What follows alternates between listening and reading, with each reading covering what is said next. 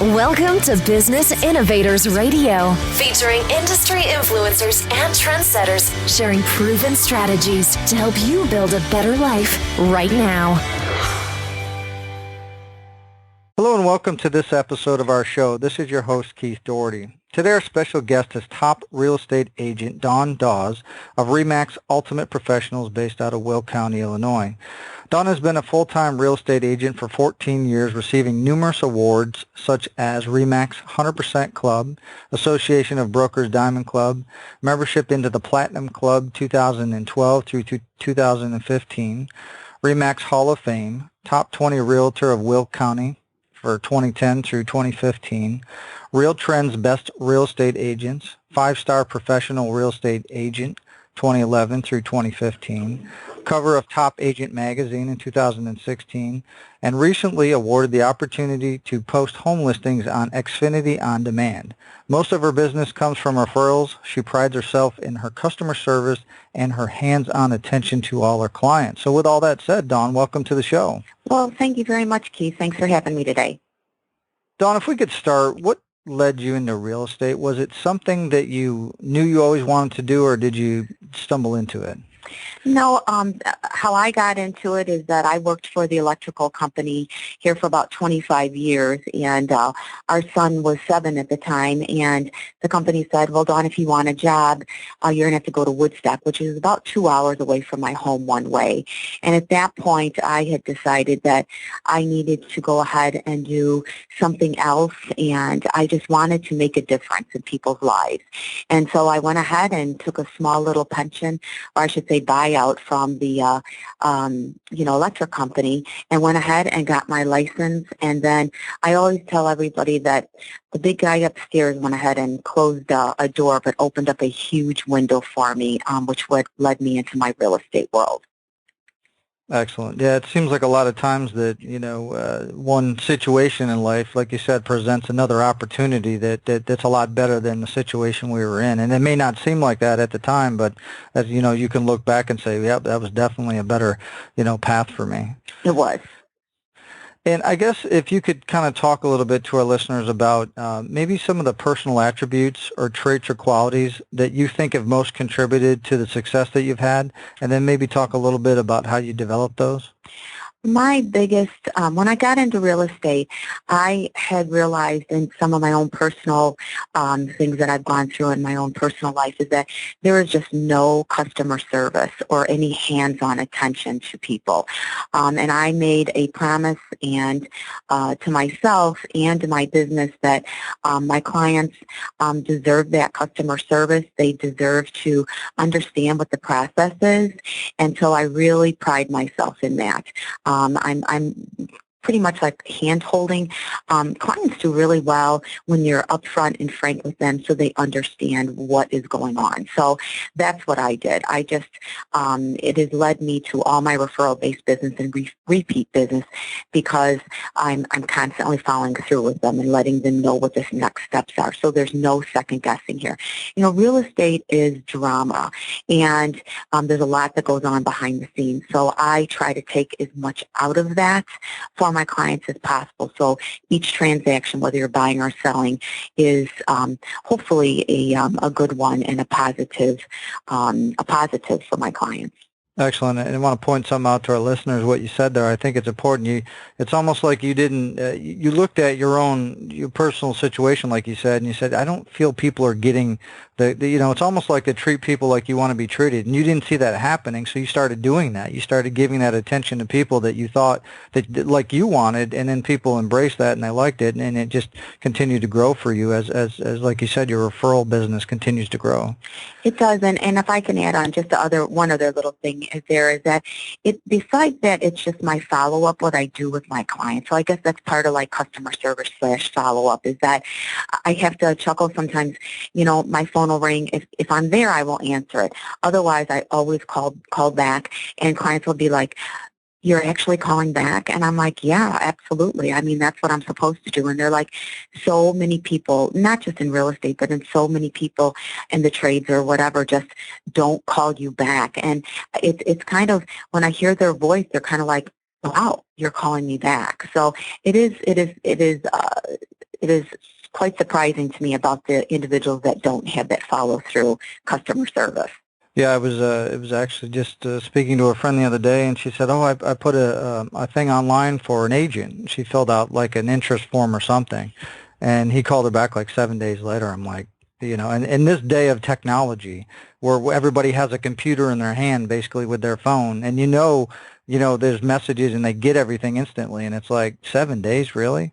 And obviously she had moved on. She wanted instant response, and she reached out to somebody else. And by the time he got back to her, she had already found somebody else that picked up their phone and took care of her that day.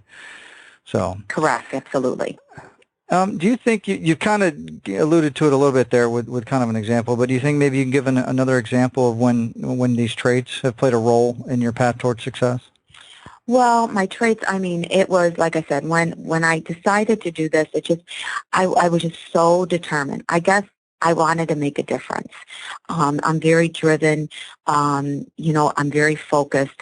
I just wanted to give people what so many people were wanting, and that was to, pay attention to me, listen to what my wants and needs are, and then help me through it. There's so many facets of real estate, and that's why they're leaning to a professional. And I'm probably one of the rare ones that really over exceed on this, because again, it's just so important to clients that they know what's going on, and you know what, that you care and that they're really being taken care of. I'm very blessed with this, that I have clients, but at the end of the transaction, I do have so many friendships that are, started and go, and continue on.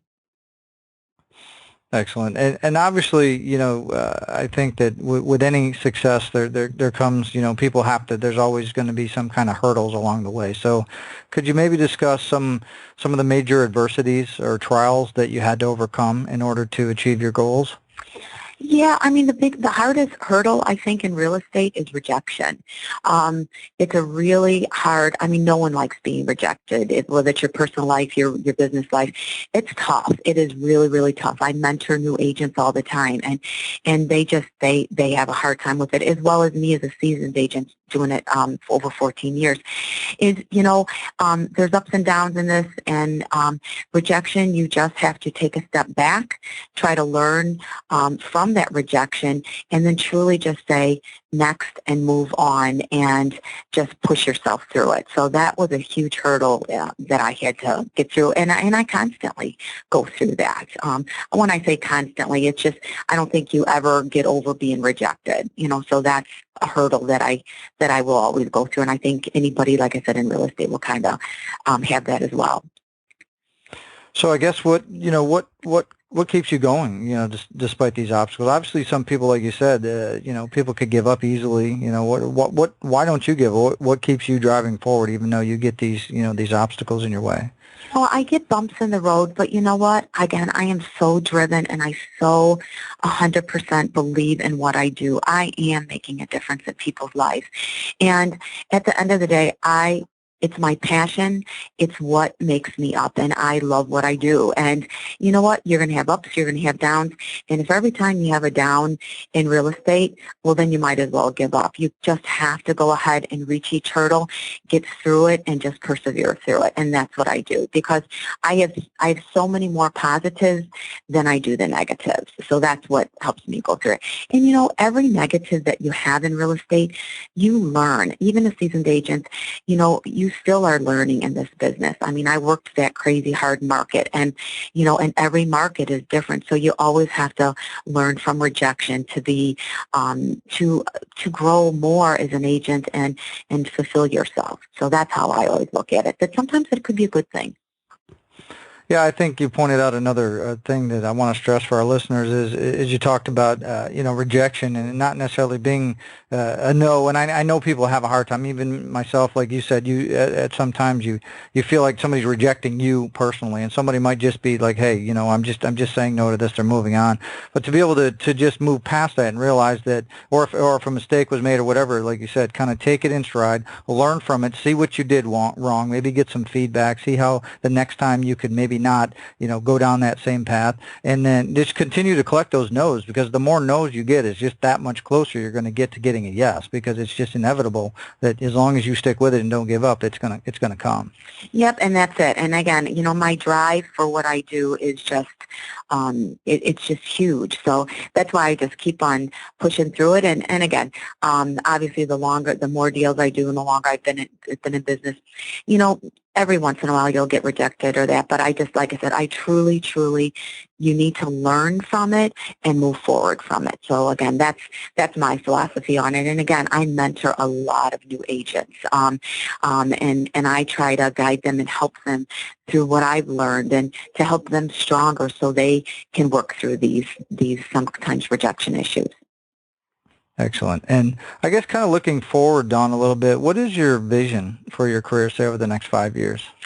My vision, this year in 2016, my group has grown. I've added on a buyer's agent, Janet Leto, and she's doing a great job for me. And my vision is that hopefully I'll have a couple other buyer's agents under my team. And I have 2 assistants now. My one assistant's been with me over 10 years, and my other one has been with me over 2 years. And just to grow my team and add more individuals to my group. Excellent. And I guess what do you feel is the best way that you market yourself as a real estate professional for continual growth? You know what? It's taken a long road. I have to giggle what I did in the very beginning of my real estate career to what I do now. Obviously, you have more monies to advertise so you can grow. So, I went from door knockers to, putting flags at the end of the driveways or shaking a lot of hands, and now I'm on billboards. I have got a great 2 assistants that are on my team that they're constantly looking for other ways to brand me, whether it's billboard, whether it's on TV, on demand. Just very excited. I always try new things. I try to think out of the box, and that's what I like to try to do things different. And when you're in sales, you have to give something a year, see what works, and if it doesn't work, then you say, okay, I tried that, and go on to something else. Excellent. And I think sometimes when it comes to real estate agents, sometimes there's a lot of misconceptions or myths. I think especially from a homeowner standpoint. A homeowner may think, especially, maybe in a seller's market, that, I'm going to put a sign up in the front of my house and I'll sell my house myself. It's not a big deal. How hard could it be? And I don't think they really understand everything that goes into what an agent brings to the table. So maybe could you talk a little bit about, what you think the biggest misconception or myth people have about working with a real estate agent is? Oh, absolutely. I think the number one is the professional fees. A lot of homeowners, are trying to save the fees or whatnot. And I guess the biggest thing is that, you have to know real estate to know, okay, right now we're in a buyer's market and a seller's market, depending upon what town you're in, the price point you're in. And a lot of times the homeowners don't understand, how much an agent can bring to the table. There's inspections. There's attorney review. There's the biggest thing right now, we're going through lending again. Just this month, I got 3 lender letters that I called. I did my due diligence, and at the end of the day, the deal fell apart because of the financing. A lot of times they just think, well, we're under contract, and that's it. We don't have to do anything. But once again, there's so many facets to get the deal under contract to all the way down to the closing when we're sitting down at the closing table. So I think that's it. I think their misconception is, it's just the professional fees, when indeed, it's a lot of the facets that go into the whole process of buying or selling. Excellent. And this is kind of a hypothetical question we like to ask. Basically, let's say you get a call from a family member in another state, and they want to sell their home. And so obviously, you could look up people and you could do referrals and that kind of thing. But in general, like let's say they were just looking for some advice. What would you tell them about selecting an agent to best serve their needs? Kind of how you take care of your clients. What would you tell them to look for? What would you tell them to do? Well, one thing is I always offer up, I can go ahead and wherever they're moving to, I can go ahead and reach out and get another RE/MAX agent and interview them. Sometimes they're okay with that, sometimes they're not. If they're not, my biggest thing is that, how do you service your clients? Ask them. I mean, let's just say if they're selling, again, I believe you said selling their home, what kind of marketing they do? How many sales have they had? Where is their main hub of that they're doing business?